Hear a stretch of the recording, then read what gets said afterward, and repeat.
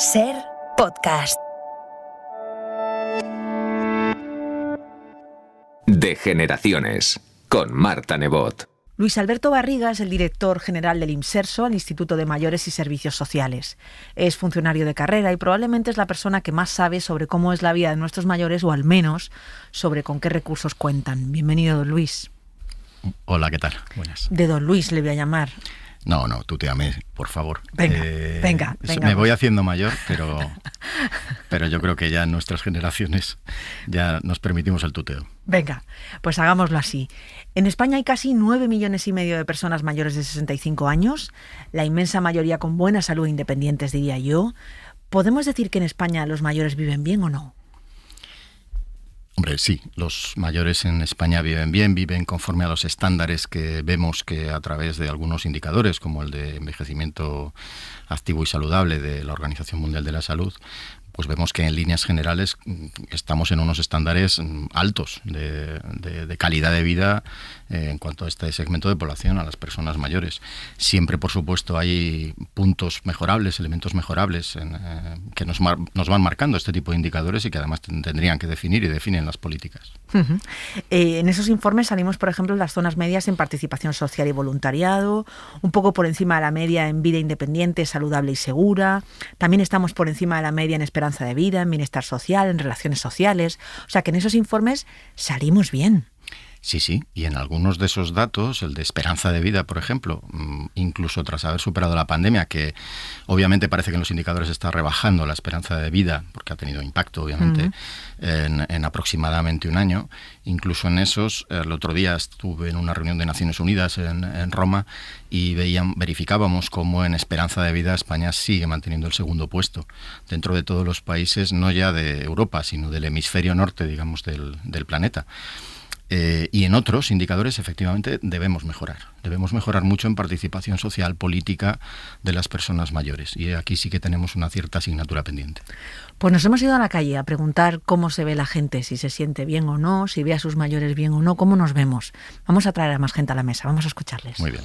En general, creo que viven bien las personas que son totalmente independientes por sí mismas. Luego hay otras que tienen dependencia, al fin y al cabo, pues eso, de familiares o de residencias. Entonces, o sea, para mí es como que el objetivo ha sido un poco que no se mueran, pero eso tampoco les asegura una vida plena. Quiero decir, desde mi punto de vista están menos integrados que la gente activa, la gente joven, en la sociedad. Entonces yo creo que viven bien, pero habría que hacer un esfuerzo porque vivieran mejor, no simplemente que darles las medicinas gratis y que asegurarles que no se mueran, sino integrarlos más en la sociedad. Te veía sentir, que hemos dicho que nos vamos a tutear, te veía sentir todo el tiempo. Sí, y me parece un testimonio muy, muy oportuno y muy acertado. No se trata de prolongar la vida, es decir, únicamente, pero por parte de personas que fuesen, como voy a decir, muebles a conservar, sino que en realidad de lo que se trata es de vidas plenas, que es la expresión que ha utilizado el oyente. El poder tener proyectos de vida hasta final de vida que tengan sentido, que tengan significación para las personas y que además preserven con toda su dignidad la autonomía dentro de todas las posibilidades, aunque se vayan disminuyendo. Este debe ser y es el objetivo que tienen que tener las políticas sociales. Cuando hablaba de participación social, política, etcétera, es decir, todas las personas, y estas tanto como cualquier otro segmento de población, la gente mayor son personas que tienen unos derechos que tienen que seguir peleando por ellos, como nos pasa a todas las capas de población. Los derechos se conquistan una vez, pero luego hay que mantenerlos. Y en este sentido es donde sí se puede percibir que algunas políticas han devenido en una cierta pasividad a veces por parte de las propias personas mayores en reclamar sus propios derechos y en un cierto, voy a decir, casi paternalismo por parte de las políticas públicas en cuanto a sí, vale, promovemos una buena atención, etcétera, pero sin la participación de las personas. Hay muchas entidades de mayores, muchas asociaciones que lo que están planteando es sí, queremos políticas para mayores, pero contando con los mayores, no solo para los mayores o para la gente mayor. Y aquí, y precisamente pandemia nos enseñó y nos ha mostrado generado algunas reivindicaciones que ya van surgiendo, algunas pulsiones de reivindicación por parte de la gente mayor que yo entiendo que deben ir a más o van a ir a más, y que los poderes públicos tienen que ser muy porosos a escuchar. Y entonces, ¿por qué, si en esos estándares internacionales salimos tan bien en esas fotos, luego no tenemos esa sensación? ¿Qué falta? Ya sé que me has dado pistas, pero te pido un poco de concreción. ¿Qué le falta a la política española de mayores? Yo creo que está dotada, no sé si a la política, pero que sí a muchas actuaciones que devienen de poderes públicos, de las administraciones públicas. Yo creo que sí se está actuando muchas veces con un cierto, permítaseme, con un cierto edadismo. Edadismo en el sentido de discriminación por razón de edad, y el edadismo no solo se manifiesta porque discriminemos a una parte de la población por unas circunstancias, sino que también se justifica cuando tenemos actitudes paternalistas, actuaciones paternalistas, tutelas sobre personas como si fuesen alguien a proteger, pero sin su protagonismo o sin basarnos en esa protección en los derechos. Y aquí es donde sí tenemos que matizar y dar una vuelta a las políticas públicas, que es, antes comenté que estuvimos en esta reunión de Naciones Unidas en Roma, es un poco el debate interministerial entre los ministerios concernidos que se estaba planteando. Es decir, es necesario que le demos una vuelta a esos sistemas o esos criterios de participación política, de participación económica, de participación social de este segmento de población, que no debe ser un sujeto pasivo. El edadismo se manifiesta en que si uno deja de tener una vida laboral activa, voy a llamarla así, etcétera, pues ya como que a medida que cumple años fuese perdiendo derechos. Y esto, cuidado con ello, porque es una discriminación tremenda que no nos podemos permitir. La gente tiene que tener protagonismo en la vida activa, en la vida social, y además es riquísima el bagaje de toda la gente mayor que puede... Que deberíamos emplear, ¿no? Claro, y utilizar. Es una aportación social indispensable para una sociedad sana. De todas maneras, aunque me contestas, te lo voy a preguntar de otra manera. ¿Falta inversión en cuidados de larga duración? ¿Faltan servicios sociales para mayores?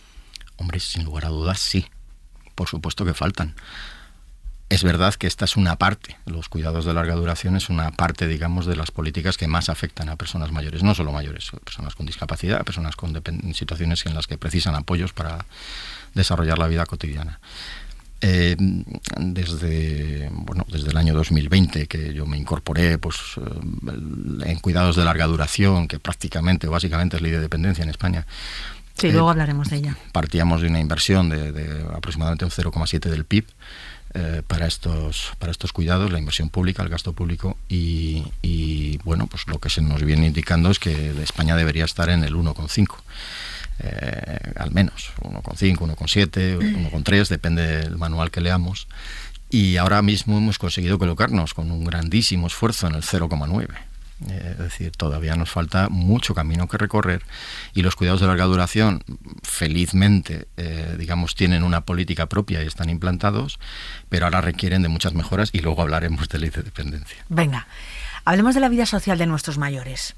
Hay casi 4 millones de usuarios de los centros de mayores, es decir, que más del 40% de nuestros mayores utilizan estos centros, que son para el fomento del ocio, la participación social, o sea, son como clubs maravillosos. Nosotros hemos estado en uno y hemos ido a poner la oreja. Aquí en La Platanera, en Villaverde, en un barrio trabajador de Madrid, nos decían cosas como esta.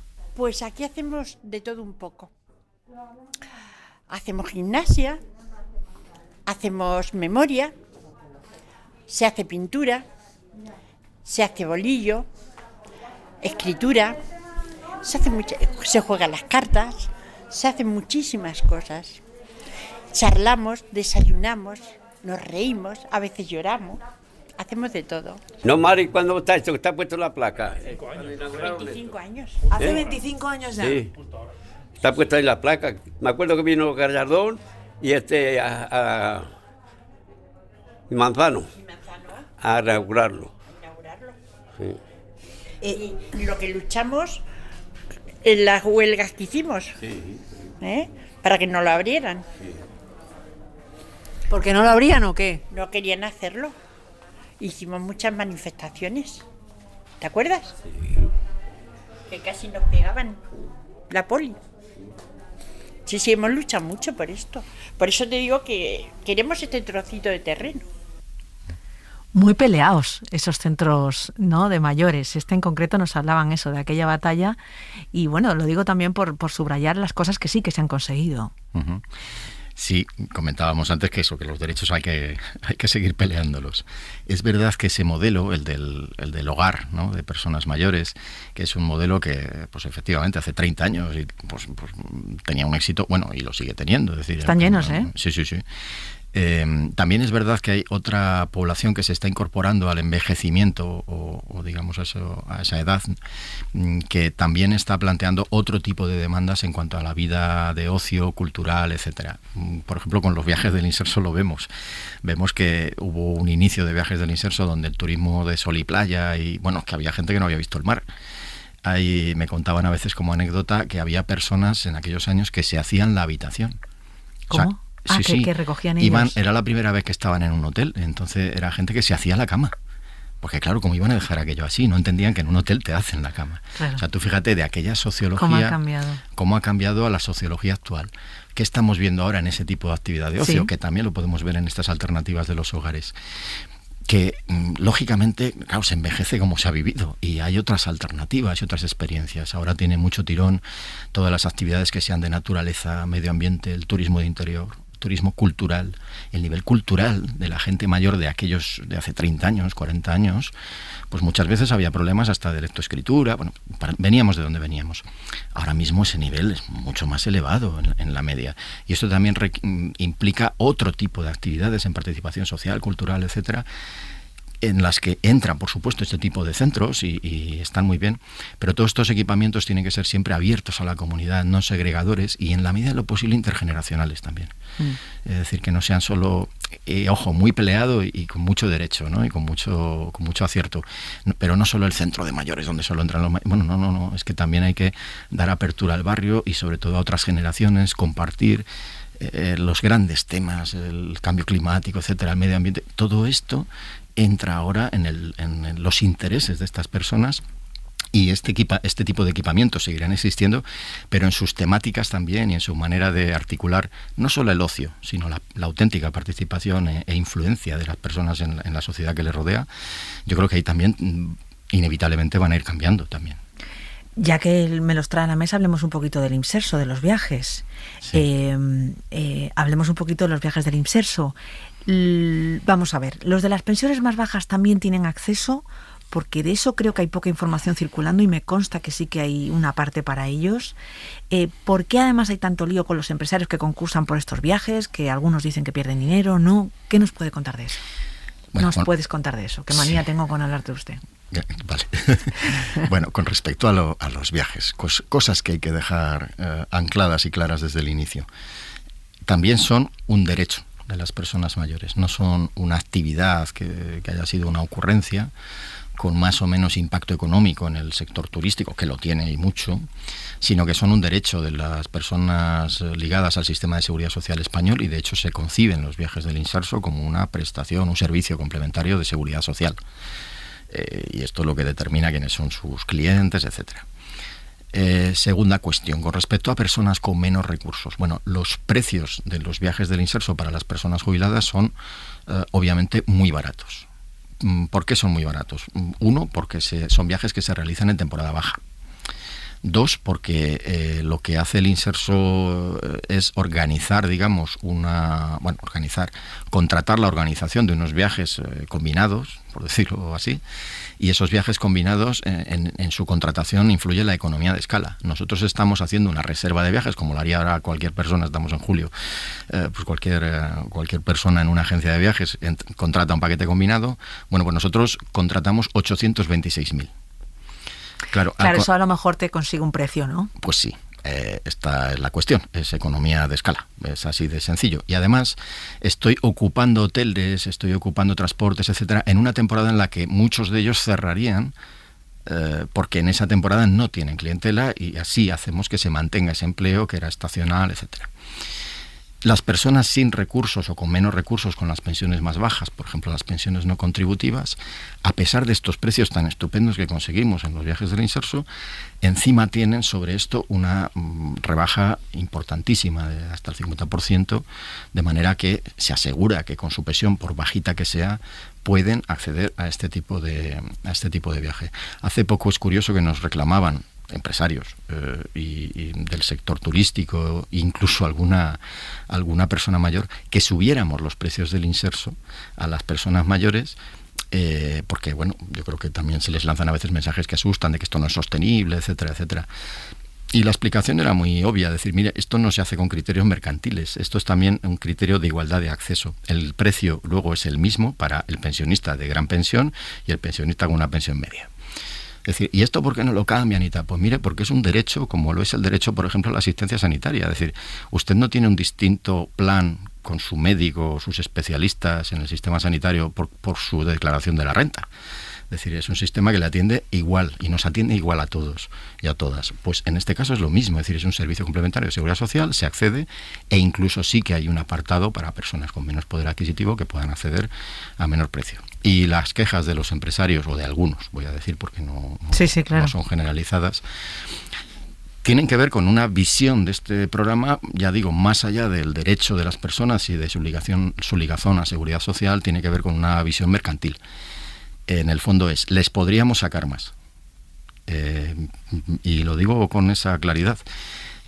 No es para este director general o este ministerio en este momento las quejas. El otro día se reía mi equipo porque me mandaban una noticia de los viajes del Inserso peligran, no sé qué, tal, porque vamos con precios por debajo de mercado. Y se habían confundido. Y era una noticia de hace 8 años. Ajá. Quiero decir, si revisamos la hemeroteca, esta es una cantinela permanente y recurrente. Es cierto que ahora el escenario, con la inflación, etcétera, pues nos está poniendo a todos en una situación más difícil, pero yo contraté, voy a personalizar, que no es el caso, pero bueno, en diciembre del año pasado, es decir, en diciembre del 21, yo contraté 830.000 viajes. Y como muchas personas que contrataron su paquete de viaje previendo sus próximas vacaciones, pues se les respeta lo contratado. Y nosotros respetamos los contratos cuando va bien, cuando va mal, etcétera. Somos conscientes de las dificultades, estamos haciendo todo lo posible para que todo esto funcione y sea viable, pero yo creo que ahora mismo solo podemos hablar de éxito en la campaña que hemos realizado y en la siguiente campaña, porque hay muchísimas ganas de disfrutar de los viajes, la seguridad está más que garantizada y además el impacto económico para mantenimiento de empleo en temporada baja y mantenimiento de los distintos negocios es muy importante como para protestar, digamos, de manera indiscriminada. Todo es mejorable, si nos tenemos que sentar a mejorarlo, lo hacemos, pero hay que mantener la naturaleza de esto, que es un derecho de personas mayores. Y además yo entiendo que al que no le salgan las cuentas porque no se presenta al siguiente concurso, ¿no? Que también eso es así. A nadie se le pone una pistola en el pecho. Además es que no somos nosotros quienes fijamos precios. Es decir, nos dirán, no, es que los precios del Inserso, los precios de los hoteles. No, mire, que yo no pongo ningún precio a ningún hotel. Yo contrato un gran operador, que son UTEs, conformadas por Iberia, Alsa, Aboris, Halcón Viajes. Sí, todas las gordas. Estas empresas montan UTEs que a su vez contratan con los minoristas, voy a decir, que son los hoteles, los transportes, las actividades, servicios incluso sanitarios de los que disfrutan las personas durante los viajes. Todo eso se contrata por parte de estas empresas. Y son estas empresas las que en libre mercado también fijan precios, mejor dicho, pactan precios con los distintos proveedores, entre ellos los hoteles. La administración tampoco puede intervenir ahí. Es decir, a veces se nos atribuye esa culpa, pero miren, y nos consta que, pues en la siguiente campaña se les mejorarán las condiciones porque es casi viene forzado por cómo está el mercado en este momento. Pero no podemos interferir nosotros tampoco, digamos, en toda esa relación privada entre empresas. Una muy breve, ¿cuánto vale un viaje del Inserso? Porque decimos muy barato todo el tiempo, pero yo no sé si en casa nos hacemos a la idea. Pues a ver, depende, porque hay distintos Dígame uno que recuerde. No los tengo en la cabeza, sí, más o menos. Pero aproximadamente pues por 300 y pico euros se puede disfrutar de 10 días con alojamiento, pensión completa y un viaje en avión a un destino, es decir, de costa o de... Bien, quiero decir, en avión, depende, los viajes sí. son tren, son avión. pero en ninguno va más allá de los 400 y pico euros. Entonces, bueno, en principio, como están las cosas, pero ya digo que esos precios se obtienen no porque estemos machacando a nadie, sino porque es economía de escala. Bien, ahora tenemos que hablar también, lo voy a decir bien. También tenemos que hablar, de los que no están bien, porque hasta ahora hemos estado hablando de los mayores que están bien. Hablemos de dependencia. Nos dicen cosas como esta en las calles. Eso me lo contó ayer una señora de 93, que vive 2 calles más allá, que la tengo en una red que se hizo de llamadas telefónicas, ¿no?, durante la pandemia, en un cuarto sin ascensor. Sí, la han buscado una señora extranjera que no habla casi castellano, y allí está. No baja a la calle, al menos que, con un cuarto sin ascensor, al menos que tenga alguna consulta médica. Hay mucho que hablar de la vejez en España, porque hay muchas facetas. Añadiendo a esta declaración, yo he juntado algunos datos. En España hay poco más de 1.200.000 mayores cobrando esta prestación. Es el dato de diciembre de 2021. Desde que gobierna Pedro Sánchez, la lista de espera de quienes la tienen concedida pero no la cobran ha bajado en casi 100.000 personas. Eso es un hecho. Sin embargo, también es verdad que hay 200.000 personas todavía hoy esperando esa ayuda que tienen concedida. ¿Cómo es posible, Luis? ¿Por qué sigue sin cumplirse la ley de dependencia en España? Bueno, yo a veces hacía este símil, no sé si es afortunado. Es como si la ley de dependencia en España hubiera sido un gran avión que estaba en despegue, un avión que tiene 17 motores, uno por comunidad autónoma, más uno, más el de la Administración del Estado, 18 motores. El avión es inmenso porque tiene prácticamente más de 2 millones de personas en su interior.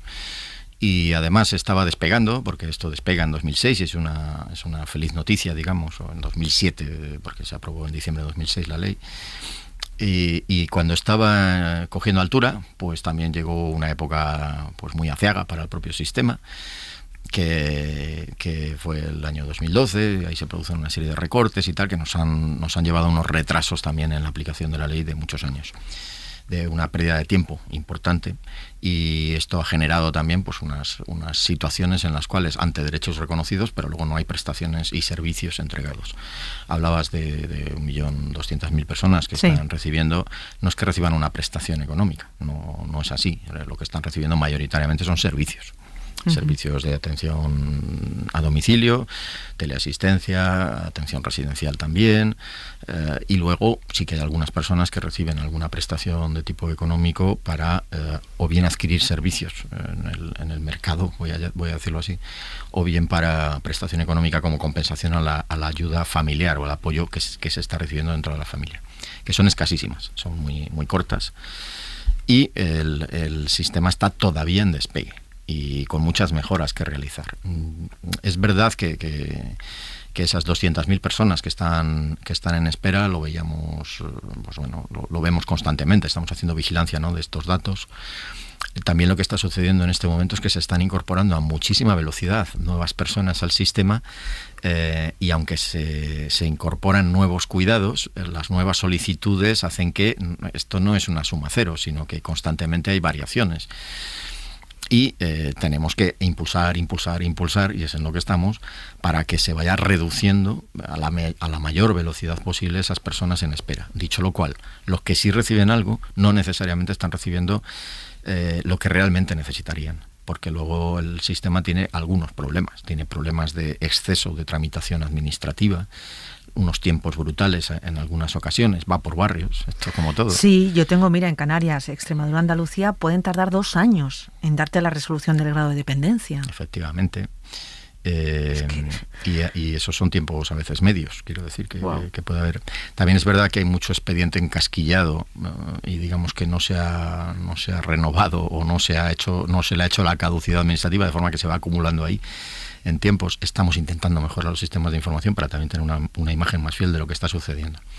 Yo tampoco daría una visión, es decir, nos tenemos que dar una visión súper crítica, ¿no?, de esto que... Hombre, es que si según la Asociación de Directores y Gerentes de Servicios Sociales el año pasado murieron 46.000 personas esperando la prestación... Bueno, Es curioso lo del juego de los datos y Sí, lo sé, pero por eso quiero ponerlos en la mesa. Hablamos de personas en situación de dependencia y digamos, la situación de muchos de ellos, especialmente personas con grado 3, que están realmente delicados y de edades muy avanzadas, hace que la mortalidad, voy a decir, en todo este colectivo sea grande, vamos, claro. la morbilidad. Lo vemos entonces, claro, decir, bueno, y de estos que estaban en la lista de espera, como de los que están atendidos, es decir, se producen altas y bajas constantemente, y muchísimas bajas, tal. Entonces, bueno, es de eso a decir que se han muerto esperando, bueno, pues es verdad que los que están esperando 2 años a una valoración, no llega a la valoración, bueno, pues efectivamente, o sea, no estamos llegando a tiempo. En ese sentido, la aprobación en enero del 2021, pues en un primer avance de plan de choque, uno de los elementos ha sido el de la reducción de listas de espera, pues para ganar en agilidad. Se está ganando, ahora mismo estamos observando que estamos ganando en agilidad en días, ya pues yo creo que son 150 días, 200 días los que estamos rebajando ya esos tiempos medios en el global de España. Ya digo que luego por comunidades puede variar. Estamos incrementando esos 100.000, más de 120.000 atendidos que hemos incorporado nuevos al sistema. Es decir, el esfuerzo de las comunidades está siendo interesante, está siendo importante en este sentido, pero todavía nos queda mucho que avanzar, y nos queda mucho que avanzar también en filosofía de atención. Decía la oyente, una señora a la que le estaban cuidando, alguien que ni siquiera hablaba su idioma y que no sé qué. Es decir, hay muchísimos casos a los que no se llega. Y casos en los que no se llega con la agilidad precisa, porque además ahí sí tuvo un problema de nacimiento, yo diría, la propia ley de dependencia, y es que pareciera como que las situaciones son estables y ya no cambian, y es todo lo contrario. Las personas en situación de dependencia tienen una situación que constantemente va variando, y el sistema es tan rígido que no se adecúa, no se adapta a las distintas circunstancias de las personas. Y ese es un reto y un desafío mayúsculo, porque sí tenemos que llegar con la agilidad con la que llegan otros sistemas de protección a las personas, como pueda ser el sistema sanitario u otros. Y luego hay otros cambios de filosofía importantes. Luego hablaremos de residencias, me imagino, pero es decir, la atención en el contexto, la atención en el domicilio de las personas. Ya estamos teniendo evidencias de que se puede prestar atención en domicilio hasta final de vida, en casos en los que haga falta incluso 24 horas de atención, que es sostenible, que nos lo podemos plantear como objetivo perfectamente, pero claro, tenemos muchas cosas que cambiar en el sistema para que esto llegue, porque si le preguntamos a la gente, el 96% al menos quiere estar en su casa, quiere estar con su gente o dentro de su entorno. Ahora, en esos entornos, cuando no hay servicios, nos da lugar a situaciones de, bueno, podríamos decir, de auténtico abandono social si la persona no tiene un buen contexto de apoyos alrededor. Y esto es algo que tenemos que observar, sí. ¿Cómo ha evolucionado el gasto en dependencia? Porque me consta que hemos dicho lo que no funciona, pero es verdad que se ha hecho un gran esfuerzo, ¿no? Uh-huh. Sí, en el año 20, hasta los presupuestos prorrogados de Montoro, vamos a decir, pues la aportación estatal al sistema era de 1.300 y pico millones de euros. La aportación de la Administración General del Estado hacia las comunidades autónomas. Luego las comunidades autónomas aportan la mayor parte de la factura. En lo que es la aportación estatal hemos pasado de esos 1.300 y pico millones, hemos incrementado otros 1.200 millones más. O sea, nos acercamos ya a los 3.000 millones de euros de aportación estatal ya en este año, en el año 22. Hombre, yo creo que no se puede decir que no haya esfuerzo en ese sentido. Las comunidades autónomas pues también han incrementado en el año 21, al menos, que es el último del que tenemos datos, han incrementado ligerísimamente, eso sí, su gasto, porque ya venían muy esforzadas, ¿no?, con respecto a este equilibrio que se pretende en la financiación pública. Es un impulso muy importante, pero tampoco es solo una cuestión de dinero, que lo es. Yeah. es también una cuestión de flexibilizar, de comprender las situaciones y de mejora en los sistemas de gestión, que se han vuelto, a veces pareciera que el sistema trabaja solo para sí mismo y para su propio sostenimiento y no da respuesta a las personas. Tenemos que llegar con respuestas mucho más efectivas y en tiempos razonables, porque si no, son situaciones a veces, todas las familias nos pone en un brete cuando tenemos una persona dependiente que además varía en su situación y tenemos que procurar apoyos, pero ya, no dentro de 6 meses, ¿no? Que es lo que diría el procedimiento administrativo. Sí, sí.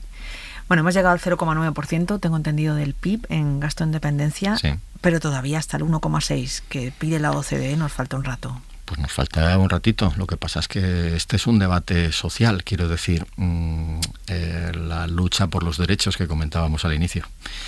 Esto hay que pelearlo, y hay que pelearlo cada año, y es una reclamación que toda la sociedad en su conjunto tiene que hacerse. Y a veces también hay que optar, porque pues sabemos que unos presupuestos, es decir, no son flexibles, no son un chicle, hay lo que hay. Y las distintas políticas hay que optar, es decir, y hay que tomar decisiones de si se elige por políticas sociales o la inversión acaba yendo a otro tipo de políticas, o en tiempos en los que pueda haber dificultades económicas, como fue la crisis que acometió Zapatero y después el gobierno Rajoy, si la dinámica política es de, pues como viene esta situación, pues lo que voy a hacer es recortar precisamente en derechos sociales porque los voy a calificar de insostenibles. Hombre, lo insostenible es no hacer esta inversión.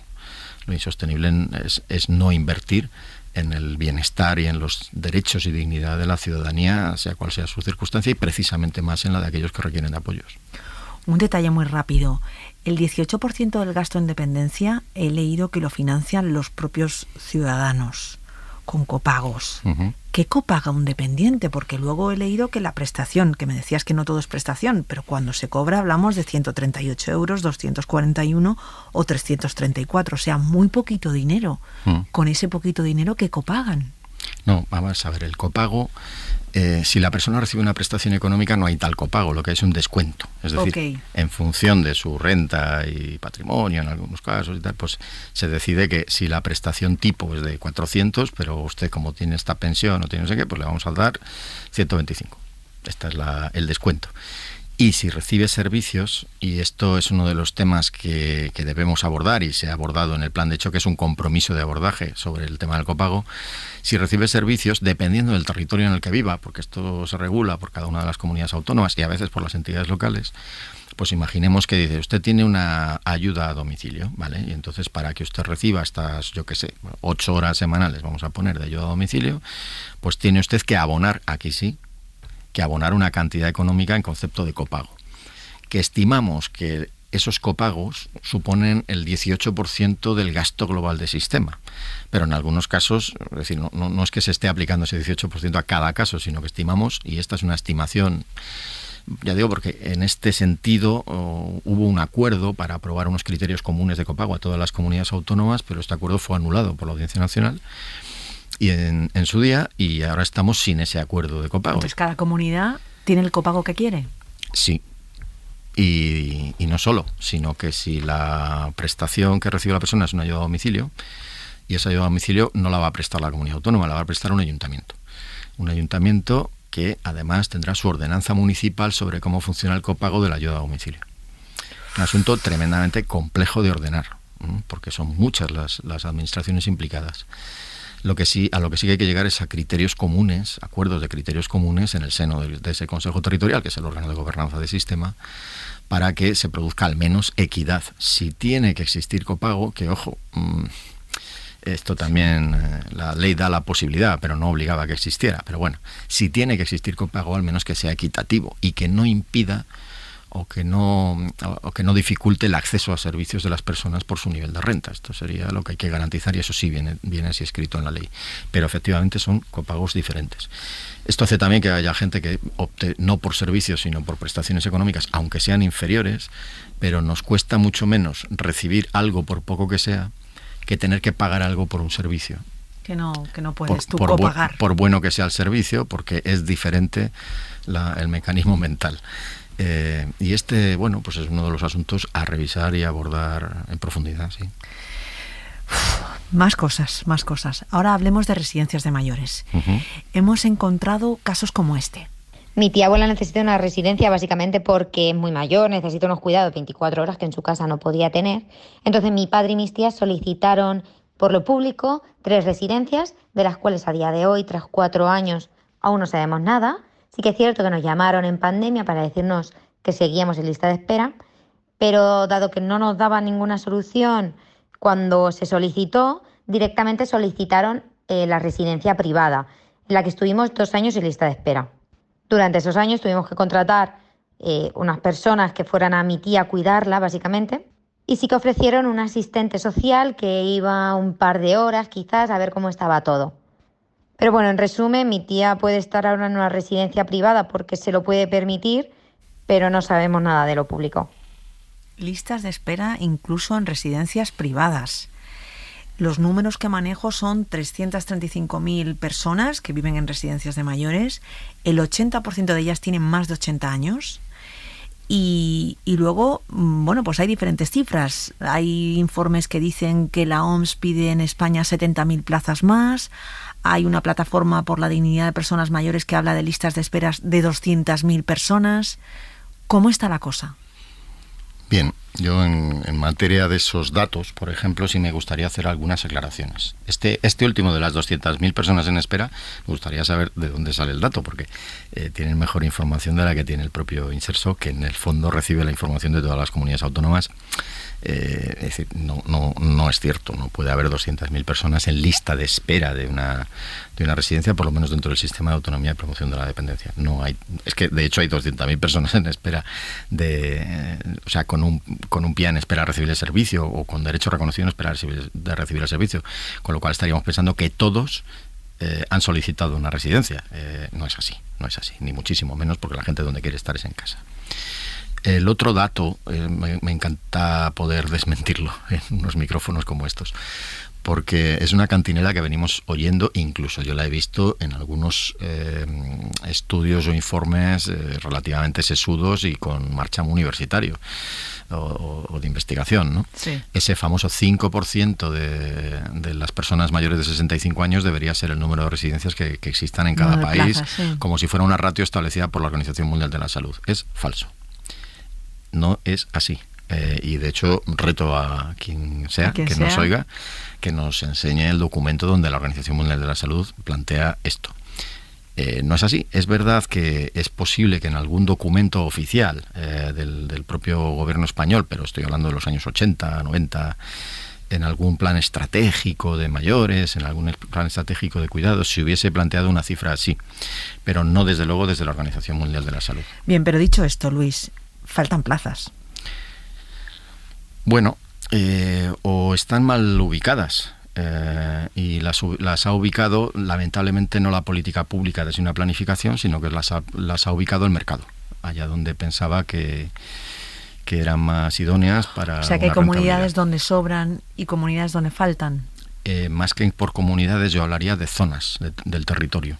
Uh-huh. Y es verdad que puede haber zonas del territorio donde las personas no tengan acceso a una plaza de residencia, salvo que se desplacen muchísimos kilómetros fuera de su entorno natural, y puede haber zonas donde los precios incluso sean el elemento que hagan que sean inaccesibles para muchas personas. Y aquí, de nuevo, hay que acudir a una planificación, desde luego no estatal, porque esta sí que está en manos de las comunidades autónomas, pero tiene que haber una planificación territorial de todos los recursos, también de los recursos de atención residencial. Establecido esto, es decir, bueno, estamos anclados ahora mismo, inmersos en una política común con la Comisión Europea, con la Organización Mundial de la Salud, con Naciones Unidas, etcétera, en la que de lo que estamos hablando es de desinstitucionalización. La desinstitucionalización no es cerrar los centros, no es decir, se acabaron los centros, no. Desinstitucionalización sí que es humanizar la vida en los centros de manera que los centros estén ahora reconfiguren hacia hogares auténticos de las personas y no hacia lugares donde las personas se someten al régimen de organización, casi de hospicio, voy a decir, en el viejo estilo, de un centro donde uno se levanta cuando le dicen, desayuna lo que le dicen, hace la actividad que toca porque es la que toca y ya no puede decidir, etcétera. Esto es con lo que se quiere acabar. Y en las grandes instituciones y las de funcionamiento muy clásico, esto hay que cambiarlo y hay que cambiar ese modelo. Sí, sé que vamos hacia ese nuevo modelo, que está recién aprobado además, pero antes de eso me gustaría hablar un momento sobre el modelo privado o mayoritariamente privado que tenemos de residencias, sobre cuánto vale y cómo se paga, porque a mí me han contado historias que yo quiero que usted me confirme, historias que hablan de gente que con su pensión no llega a pagar su plaza en la residencia y queda una deuda para los herederos. O sea, situaciones realmente complejas. Todavía tenemos la idea de que quien no pueda, pues bueno, que el Estado lo va a cubrir, y eso no es así. ¿Cuánto vale una plaza y cómo se paga? Pues esa es una buenísima pregunta, las dos.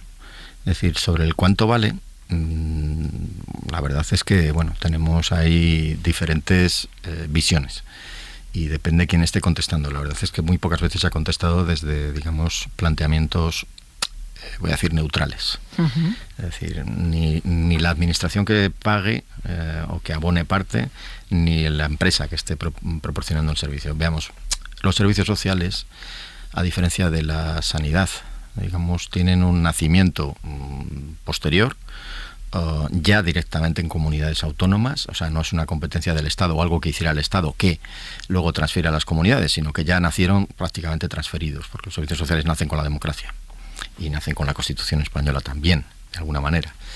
Entonces, ya el sistema ahí digamos que se disgrega en diversas políticas. Y después tiene un componente muy diferente a la educación o la sanidad, y no se ha partido del diseño de una política pública, de protagonismo público, en la que luego puede haber incursiones en la privatización, como vemos ahora en la sanidad y también en la educación, sino que ya se nace en una colaboración público-privada, de manera directa, porque los equipamientos sociales públicos que venían de antaño son clarísimamente insuficientes para acometer los nuevos servicios sociales. Sí, como ocurrió con la educación, ¿no? Y con la escuela concertada y demás. Efectivamente. Entonces, la inmensa mayoría de las plazas, por ejemplo, de residencias, son concertadas en España con empresas privadas, con entidades privadas, y también una parte muy importante con tercer sector, con entidades asociativas. Esta es la realidad. Luego hay otras plazas que son públicas. Todo eso es responsabilidad pública. Pero en un contexto de recortes, no sé qué y tal, pues se ha jugado al racaneo con respecto a los conciertos. O sea, que puede que estén injustamente pagadas, digamos, a ese sector privado que lo está poniendo encima de la mesa. Pero, por ejemplo, en la planificación de los dondes, que decíamos antes, sí, resulta que está al pairo de la decisión de un empresario que lo coloco aquí o lo coloco allá. O si tiene la residencia 300 plazas, o tiene 5 pisos, o tiene 1. Es decir, esto, oiga, estamos hablando de servicios que van a ser servicios públicos, en definitiva. Entonces, esto sí tiene que tener una planificación y unos mínimos, digamos, pactados sí, políticamente, es decir, de lo que nos queremos dotar. Y luego la colaboración público-privada, vale, pues estupenda, pero marcando la administración pública las condiciones. ¿Y eso no está ocurriendo? Pues el sistema se ha desarrollado de manera que ponían otros las condiciones. Después, que es cierto que falta inversión, lo hemos comentado antes, y con la inversión oportuna, pues es como también hay que acometer, digamos, que una atención a todas las personas en el modo que decidan o que elijan. Es decir, yo quiero ir a una residencia o quiero que me presten los servicios en mi casa. Eso obviamente tiene unos costes, pero tenemos también que, digamos, que regular las condiciones para que esto se pueda desarrollar. Y es viable, es factible, no estamos hablando de algo imposible de pagar, no. Yo ahí niego la mayor. O sea, esto es financiable, es sostenible, y además es un generador de empleo importantísimo, es un empleo no deslocalizable, además es un empleo que lamentablemente también hay que mejorar mucho, porque la calidad del empleo de las personas que trabajan en este tipo de dispositivos y servicios pues muchas veces no ha sido la mejor, y también hay que hacer muchas mejoras. No es un sector atractivo para las personas trabajadoras, y tenemos que convertirlo en un sector atractivo para las personas trabajadoras, mejorando las condiciones, porque además vamos a necesitar mucha gente trabajando en este sector. Pero sí ha habido un protagonismo privado muy importante, bueno, hasta el punto de que en el acuerdo de acreditación y calidad, al que hemos llegado el mes pasado, finales del mes pasado, en este acuerdo lo que está haciendo la administración, velando por la ciudadanía, es marcar unas condiciones de mínimos. Y hombre, que sea una parte del mercado el que diga, es que esto no lo podemos hacer, o esto no lo podemos... Oiga, perdone, déjeme diseñar la política, y usted, si es un proveedor de servicios, ponga los precios si quiere, que quiere cobrar. pero yo creo que es una injerencia también de una parte del sector privado en el diseño de las políticas. Es verdad que alguna parte de la que hemos marcado en los centros de atención residencial en concreto puede que no encajen con el modelo de negocio que algunos operadores, no diré todos, pero sí algunos operadores tenían previsto. Y en ese sentido estemos siendo realmente incómodos. Antes de hablar del nuevo modelo, que me quedan pocos minutos, Luis, ¿podemos dar una media? A mí me han hablado de entre 800 y 3.000 euros la plaza al mes. Que eso, dependiendo de la pensión que tengas, lo puedes pagar, se paga con tu pensión, o no lo puedes pagar. Estamos hablando también incluso de las públicas. Lo digo porque la gente se haga la idea. Mañana tengo un padre enfermo, una madre enferma, que tengo que tratar de ingresar en una residencia, y la gente tiene que saber lo que le va a costar. ¿Cuánto cuesta eso? Pues una cosa es lo que cuesta, otra cosa los precios. Lo decía Machado, creo. Sí, yo me refiero a los precios en este caso, a cuánto les va a costar. Sí, lo de confundir valor y precio. Pero en cuanto a precios, depende del mapa, depende del código postal. ¿Mucho? Muchísimo. De hecho, hay noticias de que puede estar existiendo a veces un cierto, permítaseme la expresión que es muy triste, turismo de la dependencia o quiero decir, una persona que resida en Madrid, por ejemplo, pues a lo mejor se enfrenta sí o sí a un coste de 2.500 euros mes, una cosa así, esto como mínimo, vamos, y unos pocos kilómetros más allá en Segovia, a lo mejor por 1.800 resuelve la necesidad. Lo cual me indica que no es tanto un problema de coste de las cosas, porque no hay un coste tan distinto entre 100 kilómetros o en 50 kilómetros de diferencia. Aquí hay un problema de modelos de gestión también, creo yo, y de inversión pública, inversión privada y de cómo se han ido organizando, y aquí sí debemos poner un poco de orden. ¿Y si es una plaza pública? Si es una plaza pública, pues la persona es atendida en la plaza pública, de las que hay mucha carencia porque no ha habido inversión en los servicios públicos o de titularidad pública. Y sí, también se pueden establecer copagos, etcétera. Esto pasa muchas veces en residencias que provienen de antaño, algunas de ellas pues de diputaciones provinciales o de otro tipo de corporaciones locales, de ayuntamientos también, que son titulares de residencias, y bueno, pues ahí se atiende a las personas, se atiende muy bien, pero también se establecen sistemas de copago. Y es verdad que en cualquier copago con la administración pública también es verdad que se pueden generar esas deudas que decíamos antes, ¿no? Bueno, hay otras fórmulas también con respecto a lo privado, fórmulas financieras que no han tenido éxito en España y bueno, que son muy delicadas, la hipoteca inversa, esta serie de cuestiones. Es decir, bueno, pues yo tengo una vivienda, soy poseedor de vivienda, y entonces lo que hago es poner el valor de la vivienda para que me sostenga en estos costes que estoy teniendo que soportar en una atención, por ejemplo, residencial de las caras carísimas. Bueno, pues esta es una posibilidad. Pero... Sí, pero bueno, las caras carísimas me preocupan menos, Luis. Me preocupa más la gente con pensiones no contributivas o gente realmente en situaciones económicas complejas que pueden dejar una deuda importante o que pueden incluso no ser capaces de pagarlo, ¿no?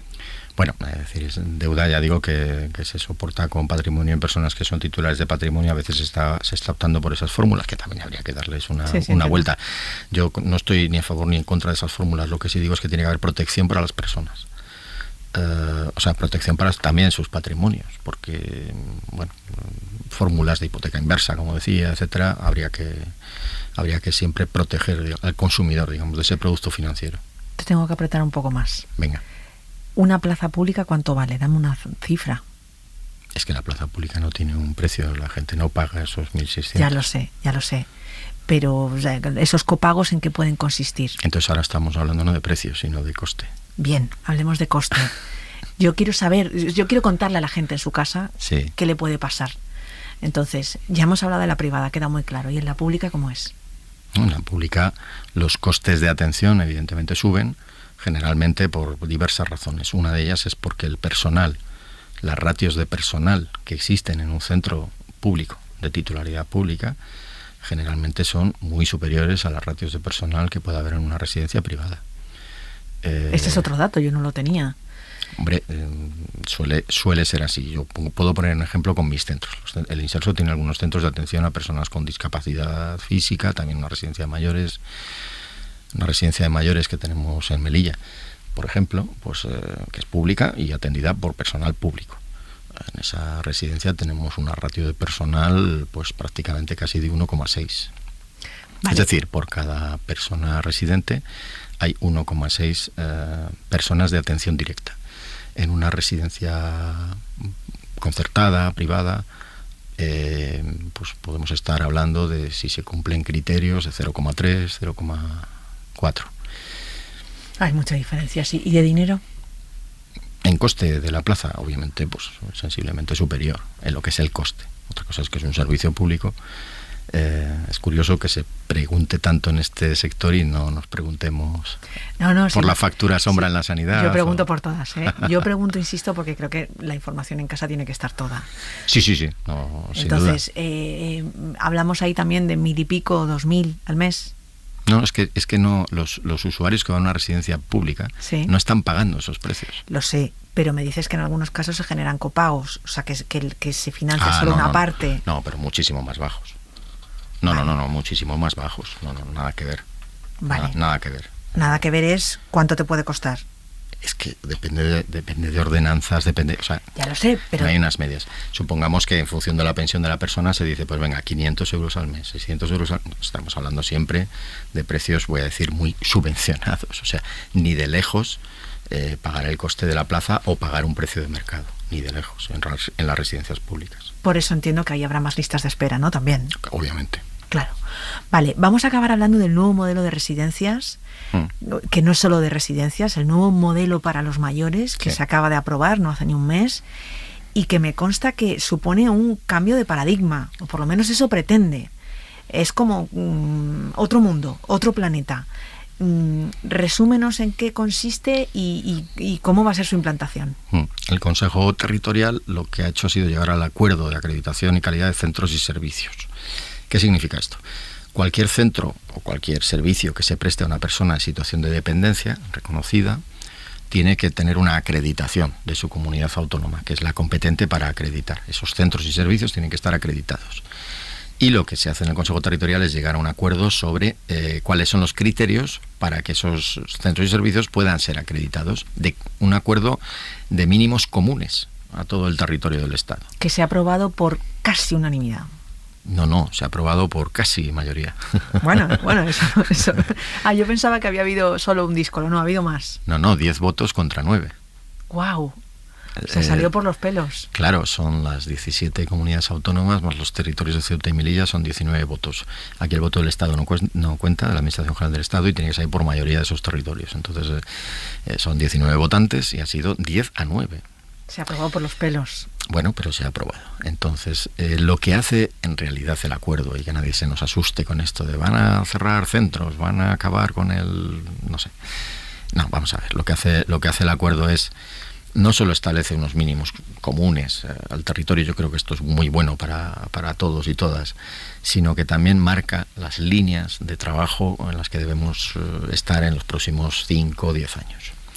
¿En qué sentido? Pues en el sentido de que la atención centrada en la persona, es decir, hasta ahora las personas en situación de dependencia se tienen que adaptar a los servicios y a las prestaciones, y no se adaptan los servicios a las personas. Y este es el vuelco, es tan simple como esto. ¿Usted dónde quiere estar? ¿En la residencia esta que yo comentaba antes, pública o privada? Me da igual. En la que manu militari se le levanta, se le no sé qué, se le dice cuándo tiene que hacer qué, incluso cuándo se tiene que acostar, o quiere vivir en un hogar, en el caso de las residencias, en un sitio, en una unidad de convivencia con un número fijo de personas limitado, con un número de cuidadores también siempre el mismo en la medida de lo posible para que haya vínculos personales, donde pueda usted desarrollar su proyecto de vida. Por ejemplo, yo qué sé, actividades. Ahora toca macramé. Bueno, pues si este señor no ha hecho macramé en su vida, y ni le importa el macramé. Ahora, a lo mejor tenían huerto, pues monta un huerto en el tal, porque a lo mejor es la actividad que, si puede mantener esa actividad, ¿por qué no va a mantenerla? Es decir, que tiene que vivir en un entorno en el que su proyecto de vida merezca la pena. No podemos acabar convirtiendo esas residencias en morideros, permítaseme la expresión dura, en morideros de las personas mayores, ni muchísimo menos. Tienen que ser hogares vivibles. Y ese es el cambio de modelo, no es más. Por eso hemos planteado reducción de tamaño, Porque, hombre, un hogar colectivo de 250 personas es difícil que tenga un funcionamiento familiar. Tampoco nos hemos puesto estupendos y hemos hablado de límites a 125 plazas, una cosa así. Bueno, ir reduciendo tamaños y que en el funcionamiento interno haya pequeñas unidades de convivencia y luego algunas cuestiones que teníamos aparcadas ahí que España tiene que acometer. Por ejemplo, la limitación de sujeciones, cuestiones como estas. Es decir, no solo no morideros, y ya sé que la expresión es dura, pero francamente a veces es la sensación que hemos dado, sino también que la dignidad de esas personas y sus derechos, de los que viven en esos sitios, sean preservados sí o sí, tienen que tener proyecto de vida hasta final de vida. Y no podemos permitirnos el atar química o mecánicamente a las personas.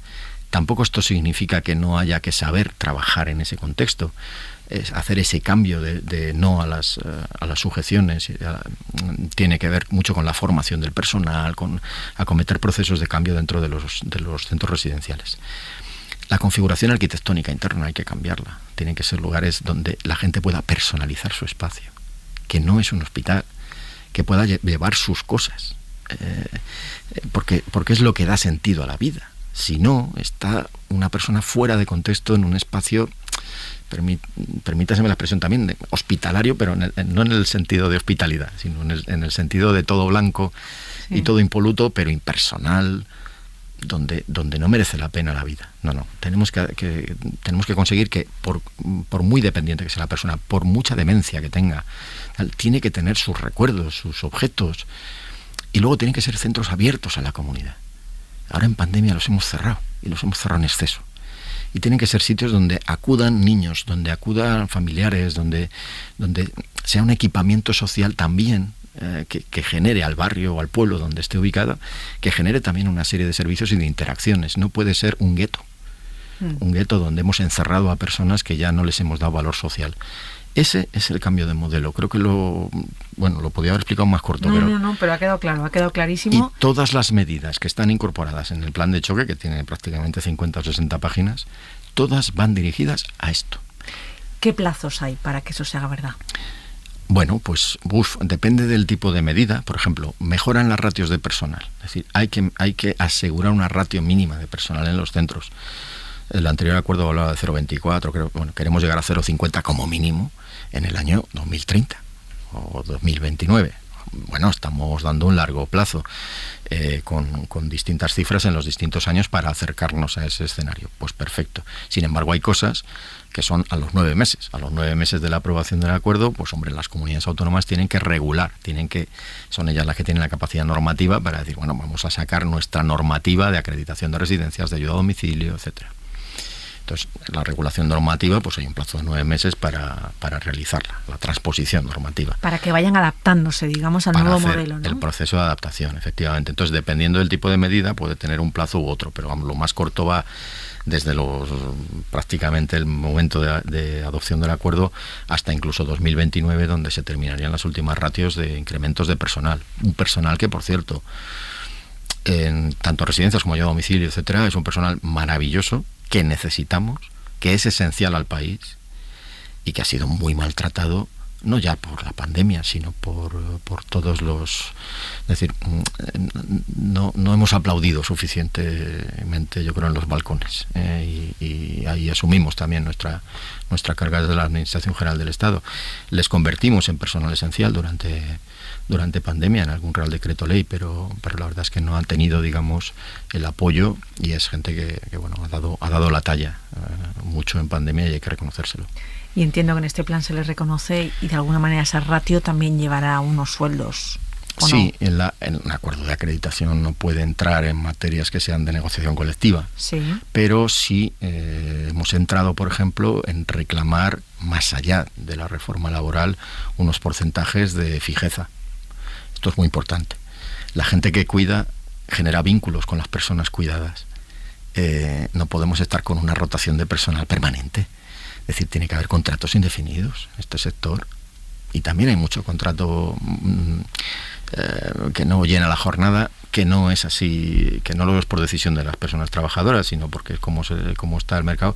Y hombre, no, también esa parcialidad en el empleo tenemos que limitarla. Entonces el acuerdo ya contiene algunas limitaciones a la parcialidad, fomento de la contratación indefinida, o límites a la contratación temporal, por decirlo de otra manera, que también esto mejora las condiciones de vida de las personas trabajadoras, y por supuesto la mejora de ratios es que quitará muchas lumbalgias, voy a decir, al personal cuidador, porque claro, la sobrecarga a la que está sometido por su escasez es importante, y esto hay que cuidarlo mucho. Si no cuidamos a los que cuidan, no vamos bien.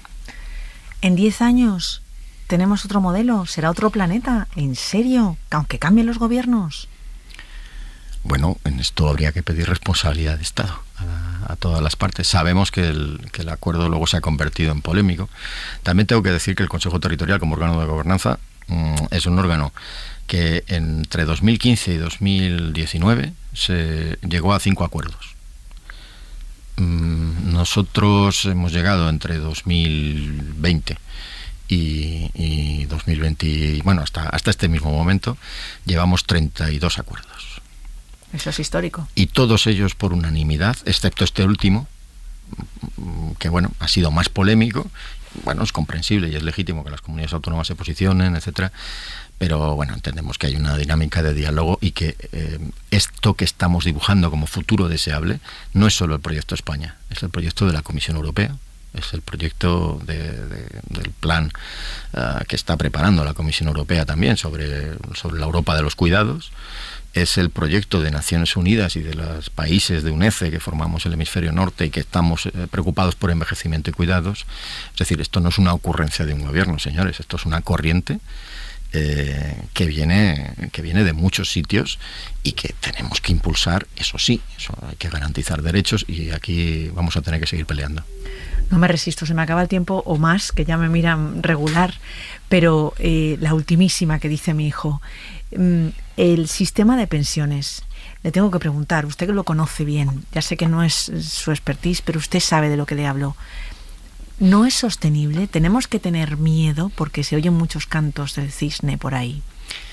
Como con los titulares del Inserso que decía de hace 5 años. Es decir, es una cantinela que yo tengo 56 años. Llevo oyendo esto desde que era un estudiante de trabajo social hace ya, pues no sé, 35 o 40 años. Llevo oyendo la insostenibilidad del sistema de pensiones. Veamos, el sistema de pensiones es lo que está salvando, entre otras cosas, entre otras medidas, pero es también lo que ha salvado y lo salvó durante la crisis económica y financiera, es decir, el bienestar. Es un elemento incuestionable en cuanto a que tiene que existir. Y segunda cuestión, ¿es sostenible? Sí.